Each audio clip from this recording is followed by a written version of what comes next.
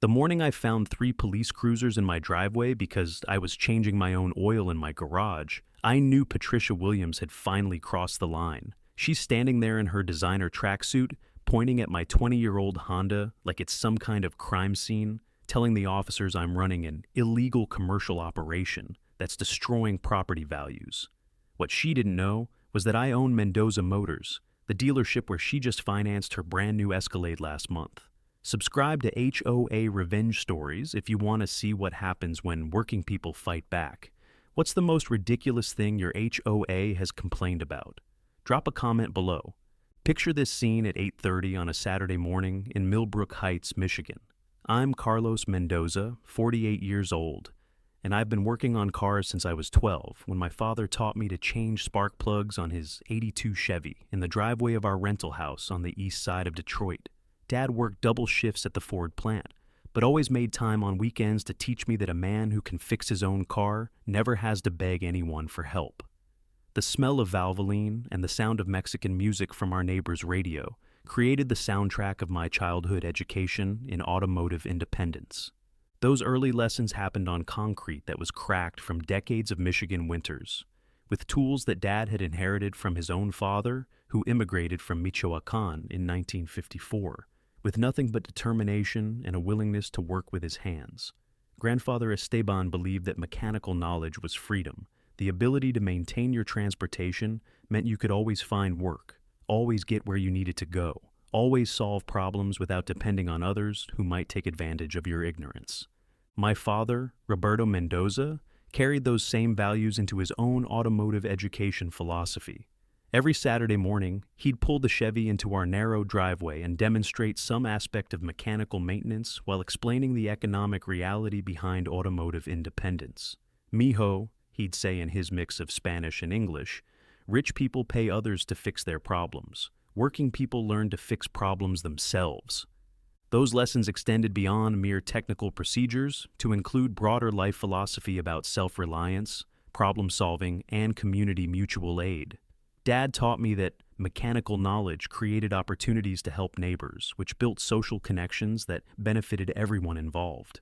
Automotive skills weren't just about maintaining vehicles, they were about maintaining community relationships through practical mutual support. The education happened gradually, starting with basic concepts like checking fluid levels and tire pressure, advancing through more complex procedures like brake maintenance and electrical troubleshooting. By age 16, I could diagnose most common automotive problems and perform repairs that saved our family hundreds of dollars annually in professional service costs. Now, I own Mendoza Motors, the largest auto dealership in Washtenaw County, employing 63 people and moving over 1,200 vehicles annually. The business represents 36 years of 18-hour days, community college night classes, and the kind of persistence my father called Mexican stubborn. The refusal to accept that working-class families can't build substantial businesses through honest labor and careful planning. My journey from that Detroit rental house to this subdivision required multiple career phases, each building on automotive knowledge that began in our family driveway. I started as a lot attendant at Johnson's Used Cars, learned sales and financing during evening shifts while attending automotive technology classes during the day, advanced to service management positions that taught me business operations, and finally saved enough capital to purchase my first dealership location in 2010. The American dream, built one oil change and one honest deal at a time, financed through 15 years of saving every possible penny while living in apartments smaller than most people's garages.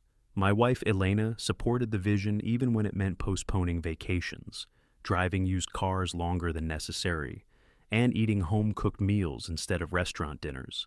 But Patricia Williams doesn't know any of this background yet. She only knows me as the guy in House 47 who occasionally has the audacity to open his garage door and perform basic automotive maintenance, somehow threatening the suburban paradise she's worked so hard to curate through HOA regulations and aesthetic enforcement. Her perspective on automotive activities reflects broader anxieties about property values, neighborhood standards, and residential zoning that prioritize appearance over functionality. She's invested significant time and energy into creating a subdivision where everything looks perfect according to middle-class suburban ideals. and automotive maintenance activities don't fit her vision of residential appropriateness. But this morning, the smell of motor oil and the satisfying click of my socket wrench were interrupted by sirens wailing down Maple Street like an emergency response to a major crisis. 3 patrol cars, lights flashing, racing toward our quiet subdivision like they're responding to a bank robbery or domestic violence incident that requires immediate law enforcement intervention. The neighbors are emerging from their houses, coffee mugs in hand, wondering what emergency could possibly require this level of police response in our peaceful residential area. Mrs. Peterson steps onto her front porch in her bathrobe, looking concerned about potential safety threats. The Johnson family gathers by their front window, trying to identify which house might be experiencing whatever crisis has triggered multiple patrol car deployment. The truth is both simpler and more ridiculous than anyone expects. Patricia Williams, HOA President and self-appointed guardian of community standards, called 911, claiming I was operating an illegal auto repair business that violated residential zoning laws, threatened neighborhood safety, and potentially constituted criminal commercial activity requiring immediate police intervention. Her evidence for this emergency call consists of the fact that I was changing my oil in my own garage, teaching my 17-year-old son basic automotive maintenance, and occasionally helping neighbors with minor car problems. She's transformed routine household automotive maintenance into what she describes as a municipal code violation requiring law enforcement response. Officer Martinez steps out of the lead car, and I can see the confusion and mild annoyance on his face. He's a good cop, been on the force for 12 years, and he recognizes the difference between actual emergencies and neighbor disputes over property use preferences. He knows me from the monthly police fundraiser breakfasts where my dealership sponsors new equipment and covers the cost of coffee and donuts for every officer in the county. But Patricia's already launched into her prepared speech about how my commercial activities are destroying neighborhood property values and violating multiple municipal codes that require immediate enforcement action. She's got documentation, photographs, and detailed complaints prepared for presentation to law enforcement authorities. Sir, we received reports of illegal automotive commercial operations at this address, Officer Martinez says, trying to maintain professional neutrality, while Patricia nods emphatically behind him. I wipe my hands on an old shop rag, the same kind my dad used 40 years ago, when he taught me that honest work with your hands builds character.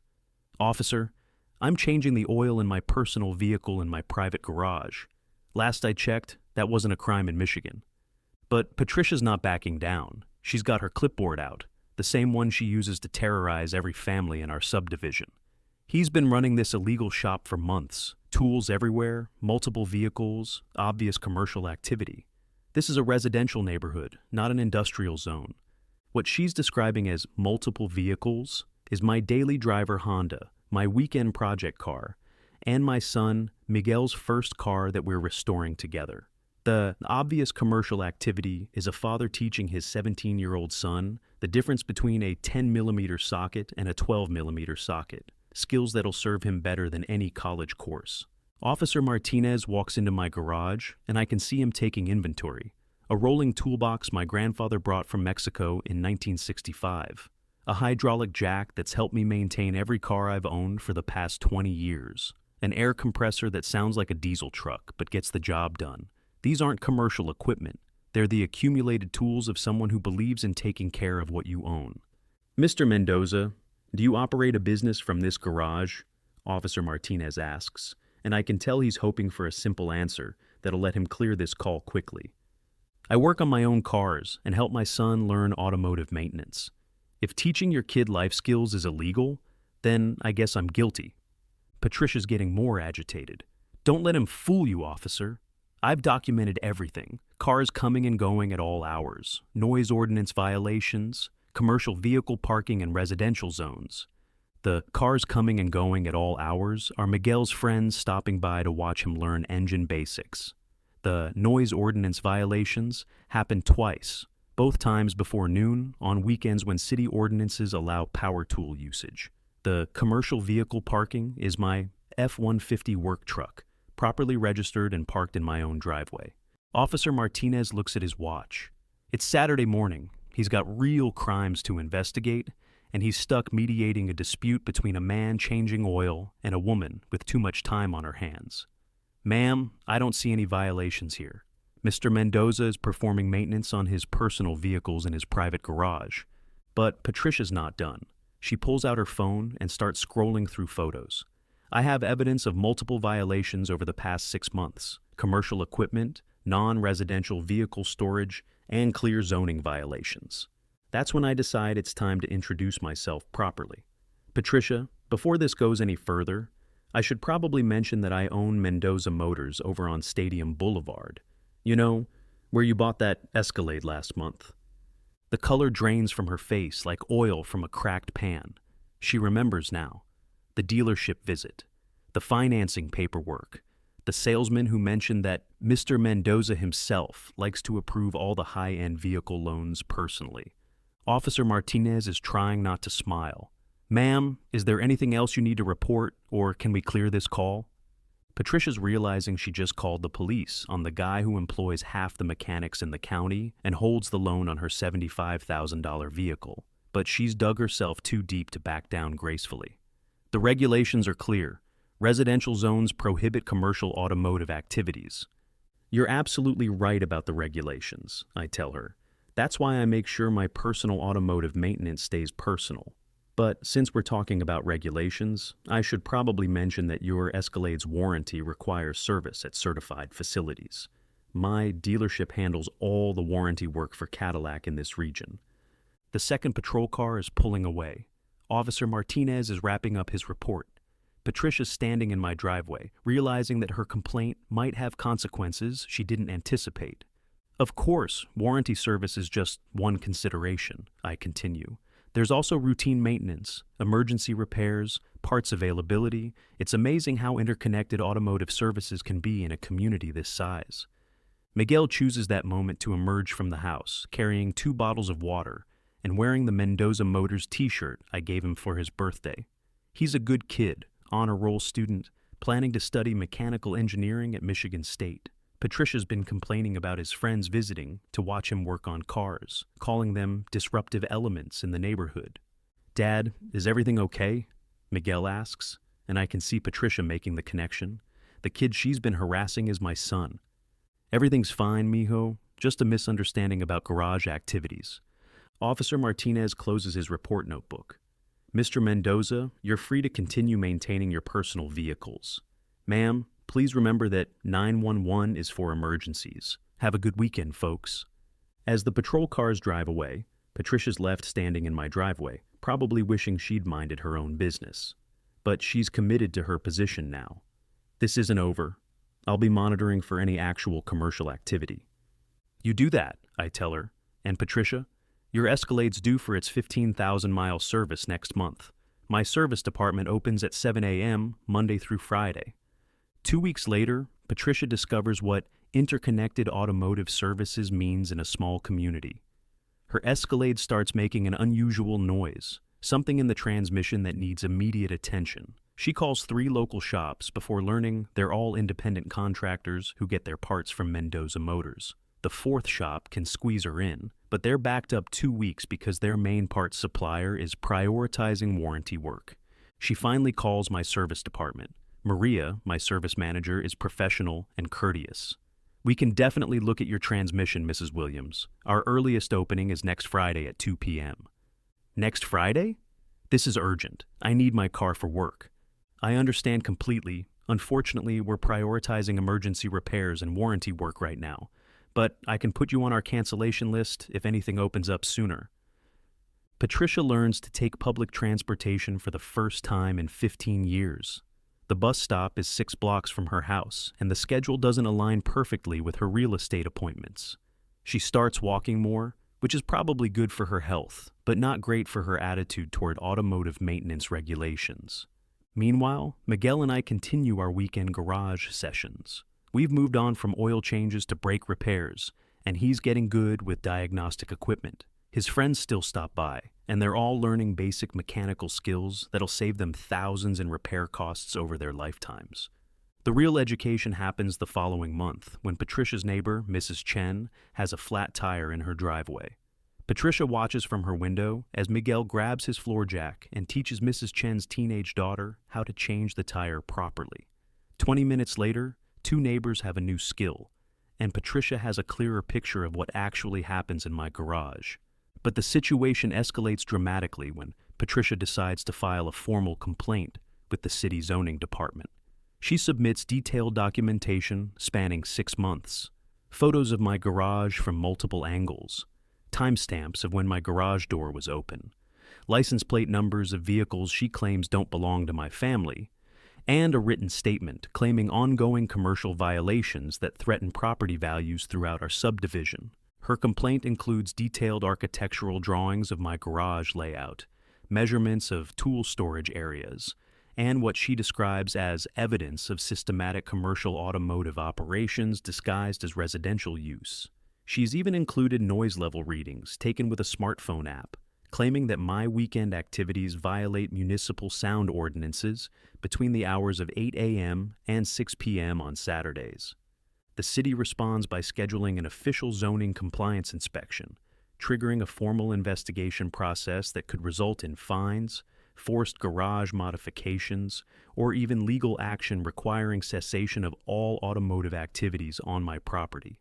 Patricia has essentially turned a neighborhood disagreement into a municipal legal matter with potential financial consequences.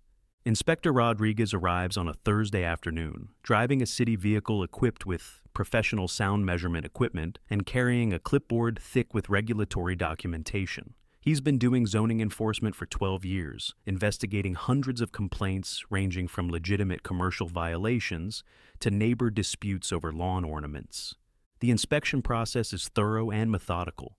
Inspector Rodriguez examines every tool, measures floor space dedicated to automotive equipment, photographs my vehicle storage arrangements, and reviews my homeowner's insurance documentation to verify that all activities fall within residential use guidelines. Mr. Mendoza, I need to ask directly about the nature of activities conducted in this garage. Do you perform automotive services for compensation, either monetary or through barter arrangements? The question carries significant legal weight. Commercial automotive activities in residential zones violate multiple municipal codes, potentially triggering thousands of dollars in fines and mandatory compliance modifications that could cost more than my annual property taxes. Inspector, I help my son learn mechanics and maintain my family's vehicles. Everything else happens at my dealership, which is properly zoned for commercial automotive services and holds all required municipal licenses. Inspector Rodriguez makes detailed notes and explains that Patricia's complaint doesn't meet the threshold for commercial activity violations, but he also mentions that continued complaints might trigger more detailed investigations involving multiple city departments and potentially lengthy legal proceedings. His report concludes that my garage activities fall within normal residential use parameters, but he's required by municipal procedure to file documentation about the complaint and maintain monitoring protocols for any future allegations of commercial violations. That evening, Patricia receives a call from her insurance company regarding her auto policy renewal. Her carrier is implementing new risk assessment protocols that require detailed maintenance history verification for vehicles financed through dealership arrangements, particularly luxury vehicles with comprehensive coverage requirements. Mrs. Williams, we need updated information about your Escalade's maintenance history for the past year. Specifically, we need service records that verify compliance with manufacturer warranty requirements and demonstrate proper mechanical maintenance.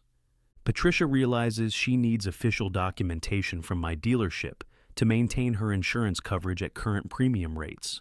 Without proper service records, her policy costs could increase by hundreds of dollars annually, and her finance company might require additional coverage that could add even more expense. I'll need to get those records from my service provider, Patricia tells them, probably hoping the insurance agent won't ask for specifics about where her vehicle receives maintenance. And who provides service for your Escalade? Patricia realizes she doesn't have any choice. Mendoza Motors on Stadium Boulevard. The insurance agent makes a note in her file. Excellent choice. They're one of our preferred service providers in the region. Their comprehensive maintenance records and warranty compliance documentation help qualify vehicles for our lowest premium rates. Friday morning, Patricia's standing at my service counter, trying to request her maintenance records without making direct eye contact. The irony isn't lost on anyone present that the woman who called police about my garage activities is now depending on my business for essential documentation. Maria, my service manager, handles the paperwork with complete professionalism, but I can see Patricia struggling with the awkward reality of her situation. She's requesting service records from the business owner she's been trying to shut down through municipal complaints. Mrs. Williams, while you're here, I should mention that your transmission service last month revealed some minor issues that we'll want to monitor closely. I'd recommend scheduling a follow-up inspection in 3 months to prevent any major problems. Patricia nods quickly and hurries out with her paperwork, probably hoping none of her HOA friends see her leaving my dealership with documentation that proves her dependence on the business she's been trying to regulate out of existence. Patricia nods and hurries out with her paperwork, probably hoping none of her HOA friends see her leaving my dealership. But the real turning point comes during our subdivision's annual garage sale weekend. Patricia's trying to sell exercise equipment she's never used when Mrs. Patterson from across the street approaches my driveway. Her teenage son's car won't start, and she's wondering if Miguel might take a look. I don't know much about cars, Mrs. Patterson admits, but I heard your son is learning automotive repair. Miguel pops the hood and immediately identifies a corroded battery connection. 5 minutes with a wire brush and some petroleum jelly, and the car starts perfectly. Mrs. Patterson tries to pay him, but Miguel refuses. Just helping a neighbor, he says, exactly the way I taught him. Patricia watches this interaction from her driveway, probably calculating whether teaching automotive problem-solving constitutes commercial activity. But she also sees Mrs. Patterson's relief and gratitude, and maybe starts understanding that community mutual aid isn't the same thing as commercial competition. The summer progresses with more neighborhood automotive education. Miguel teaches 3 teenagers how to check their tire pressure properly. I help Mr. Kowalski diagnose a strange engine noise that turns out to be a loose belt. Mrs. Rodriguez learns how to jump-start her car after leaving the lights on overnight. None of these interactions involve money changing hands. They're all about neighbors sharing knowledge and tools to solve problems together. But Patricia's still taking notes, still convinced that community cooperation somehow violates zoning regulations. September brings the first real test of our relationship. Patricia's Escalade breaks down on Highway 23, 40 miles from home, on a Sunday evening when most service stations are closed. Her roadside assistance company tows the vehicle to the nearest shop, which happens to be closed until Tuesday morning. Patricia calls my emergency service line, which exists for situations exactly like this. Mr. Mendoza, I know we've had our differences, but I'm stranded and need help. I could have reminded her about the police calls, the zoning complaints, and the months of harassment over my garage activities. Instead, I dispatch my emergency technician with a replacement part and get her back on the road within 2 hours. Thank you, she says when I call to confirm the repair is complete. I know I haven't been the easiest neighbor. Patricia, automotive emergencies don't care about neighborhood politics. We're all part of the same community. October arrives with cooler weather and a different dynamic in our subdivision. Patricia stops taking photos of my garage activities. She nods politely when she sees Miguel working on cars. She even waves occasionally when I'm leaving for work in the morning. The real transformation happens during the first snowstorm of the season. Patricia's Escalade, despite being all-wheel drive, gets stuck at the bottom of our subdivision's hill. Miguel and 2 of his friends see her struggling and immediately grab shovels and rock salt from my garage. 15 minutes later, her vehicle is unstuck, and Patricia's understanding something important about the value of having mechanically skilled neighbors. Boys, how can I thank you? Just being good neighbors, Miguel tells her, echoing the community values I've been trying to teach him. Winter deepens, and Patricia's perspective continues evolving. She watches Miguel help Mrs. Chen install snow tires. She sees me teach the Johnson twins how to properly clean battery terminals before cold weather causes starting problems. She observes a community where automotive knowledge gets shared freely to help everyone stay safe and mobile.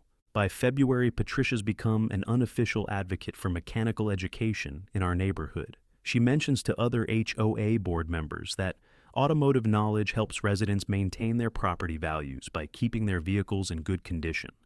Plus, having skilled neighbors available for emergencies makes our whole community safer, she points out during a board meeting. The irony isn't lost on anyone who remembers Patricia calling 911 about oil changes. Spring brings Patricia's most significant realization. Her Escalade needs major maintenance, and she voluntarily schedules service at my dealership. But more importantly, she asks if Miguel might teach her teenage nephew basic automotive maintenance skills. He's going to college next year, and I want him to understand how to take care of a car properly, she explains. Miguel spends a Saturday afternoon teaching Patricia's nephew how to check fluid levels, test battery voltage, and inspect tires for wear patterns. Patricia watches from her porch, probably amazed that the illegal commercial activity she complained about is actually valuable education that benefits young people.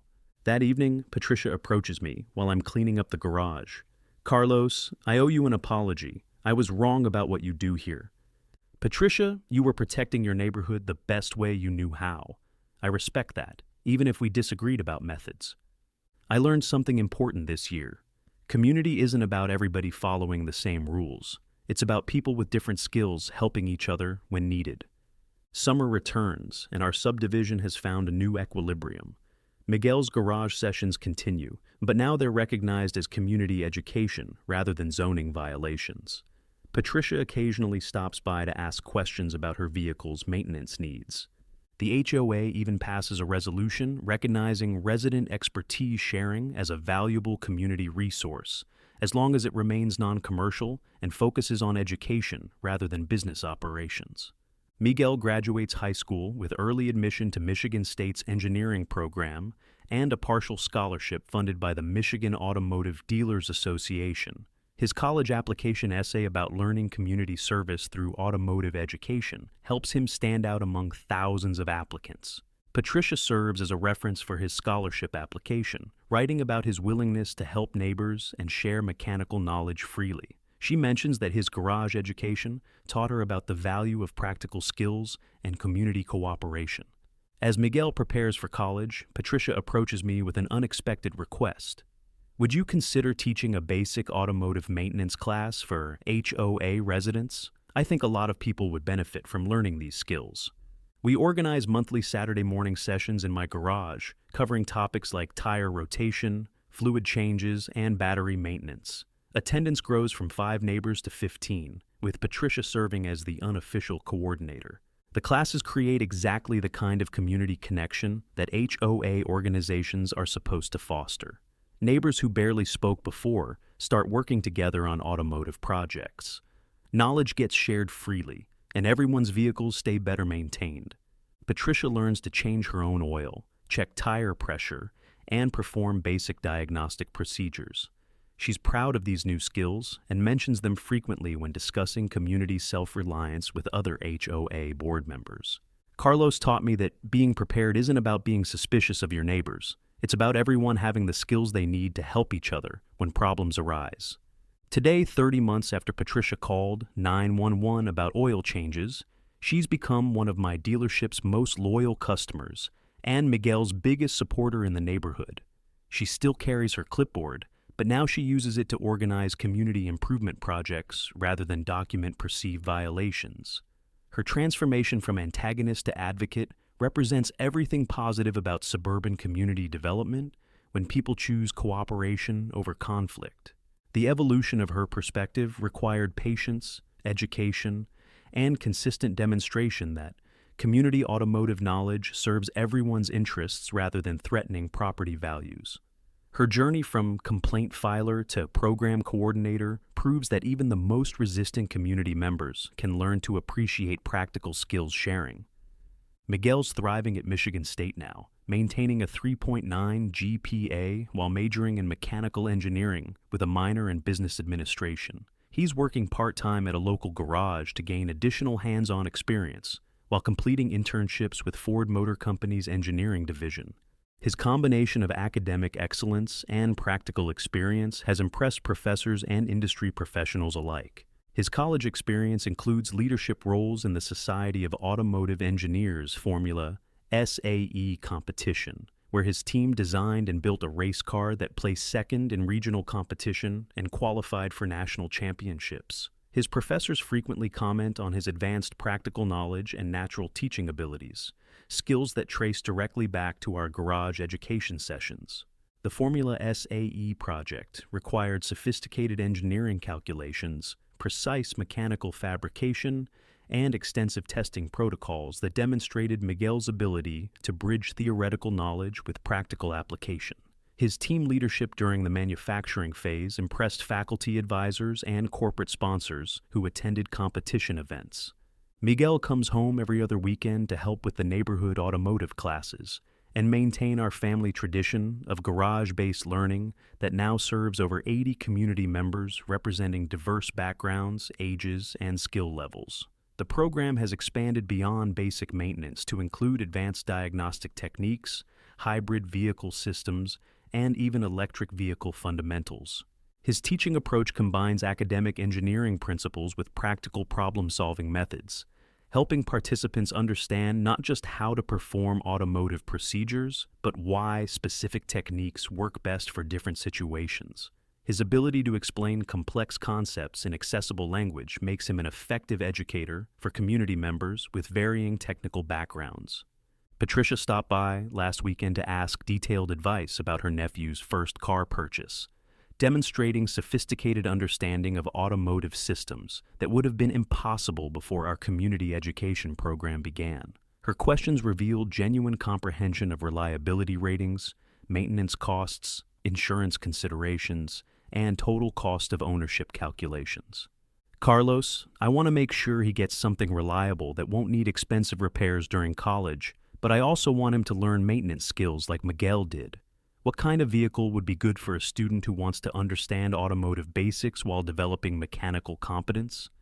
Our conversation lasted over 90 minutes, covering topics from vehicle selection criteria to maintenance scheduling, diagnostic equipment recommendations, and educational resources for automotive learning. Patricia took detailed notes and asked intelligent follow-up questions that demonstrated genuine engagement with complex automotive concepts. Her questions revealed sophisticated understanding of concepts like depreciation rates, warranty coverage implications, parts availability considerations, and the relationship between vehicle complexity and maintenance expenses. She's evolved from someone who saw cars as status symbols to someone who understands them as complex mechanical systems, requiring knowledgeable care and regular attention. Carlos, I want to thank you for being patient with me during my learning process. I was so focused on protecting property values that I forgot about protecting community values. Your approach taught me that the best way to maintain neighborhood standards is through education and mutual support, rather than regulation and enforcement. Patricia, you helped me understand something important too. Community education works better when neighbors feel included rather than excluded. Your questions and involvement made our automotive program stronger because you brought organizational skills and community connections that I couldn't provide alone.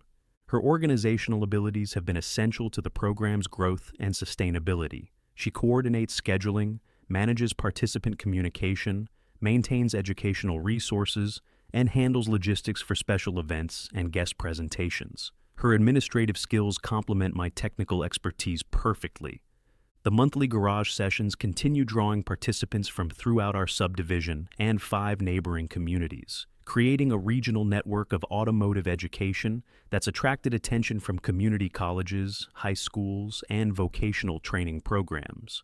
Recent sessions have covered hybrid vehicle maintenance, electronic diagnostic procedures, and eco-friendly automotive practices. Advanced topics include toys, hybrid battery maintenance, regenerative braking system troubleshooting, electric vehicle charging infrastructure, and alternative fuel technologies that represent the automotive industry's future direction. Patricia frequently serves as assistant instructor, helping new participants understand basic concepts while I focus on more technical demonstrations. Our automotive education program has become one of the most successful community initiatives in southeastern Michigan, with participation growing from 5 original neighbors to over 100 regular attendees representing diverse backgrounds, ages, and skill levels. The program attracts participants from different economic situations who share interest in automotive independence and community cooperation. Program expansion has included partnerships with local high schools, for dual enrollment automotive courses, collaboration with community colleges for continuing education credit, and coordination with automotive dealerships for advanced training opportunities. Patricia manages many of these partnerships through her extensive community connections. Monthly sessions now include specialized workshops for different skill levels, from absolute beginners learning basic maintenance to advanced participants studying complex diagnostic procedures. The program's flexibility accommodates everyone from curious neighbors to serious automotive enthusiasts pursuing professional development. Patricia frequently mentions that the automotive education program has become her favorite HOA initiative. It brings people together while teaching practical skills that save money, improve safety, and create lasting friendships. We've demonstrated that successful community programs emerge from resident expertise rather than external contractors or professional service providers. Local media attention has included features in the Ann Arbor News, Detroit Free Press Automotive section, Michigan radio interviews, and social media coverage that's reached automotive enthusiasts throughout the Midwest. The program has inspired similar initiatives in communities across Michigan, Ohio, Indiana, and Wisconsin. Regional automotive organizations have documented our program as a model for community-based mechanical education that supplements formal training programs. The Michigan Automotive Dealers Association has featured our program in their quarterly publication as an example of effective community engagement that benefits both consumers and industry professionals.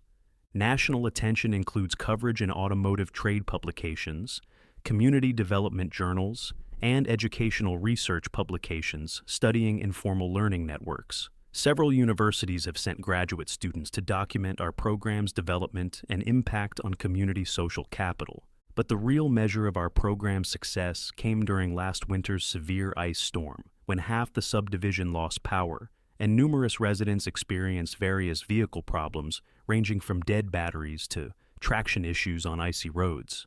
Within hours, the community had organized itself into mutual aid groups, with automotive knowledge being shared freely to help everyone stay mobile and safe. Patricia coordinated the neighborhood emergency response, using skills she'd learned in our garage sessions to help diagnose and solve various vehicle problems. She successfully helped Mrs. Patterson jump-start her car using techniques Miguel had taught her months earlier, installed emergency tire chains for 3 elderly residents, and guided Mr. Johnson through a temporary radiator repair using materials from my garage. Her emergency response leadership demonstrated the practical value of automotive education during crisis situations when professional services aren't readily available. She organized teams of participants to check on neighbors, coordinate resource sharing, and provide mutual assistance for weather-related vehicle problems. "This is what community is supposed to look like," Patricia said afterward, while we debriefed the emergency response. "People with different skills working together to solve problems. Everyone contributes what they know, and everyone benefits from shared knowledge. We've created something stronger than individual expertise.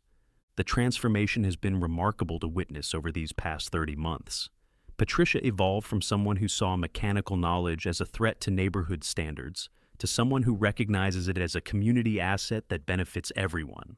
Her journey from complaint filer to program coordinator demonstrates the potential for positive change when people remain open to new perspectives and learning opportunities. Her evolution also illustrates how community conflicts can transform into collaborative partnerships when people focus on shared interests rather than perceived differences. The same energy she once directed toward regulatory enforcement now drives program development and community building activities. My business continues thriving with customer loyalty that extends far beyond commercial transactions. People trust Mendoza Motors because they know we're invested in community education and mutual support, not just profit margins. Our customer retention rates exceed industry averages by significant margins, and word-of-mouth referrals account for over 70% of new business.